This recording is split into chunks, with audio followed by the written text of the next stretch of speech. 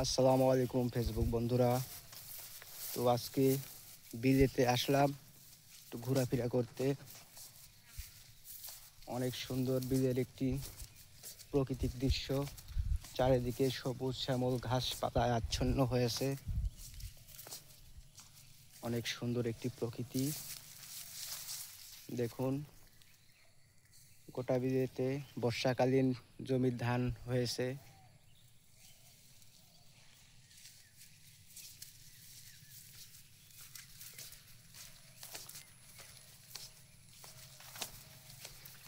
আমি কে ভাই, আমার মনটা বাকে,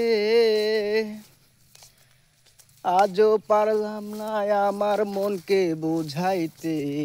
পাগল মোহন রে, মন কেন এত কথা বলে? পাগল মন মোহন রে, মন কেন এত কথা বলে? আমি কে ভাই, আমার মনটা বাকে, আজও পারলাম না আমার মনকে বুঝাইতে। পাগল মোহন রে, মন কেন এত কথা বলে?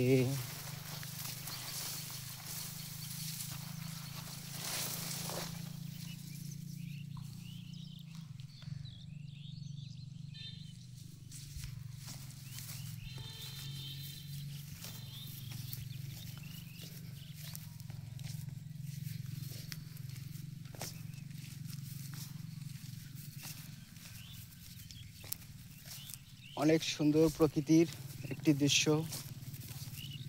দেখুন, অনেক দূর দূরান্ত থেকে দেখা যাচ্ছে বর্ষাকালীন ধান। তো আমি জমিতে আসলাম ধান দেখতে।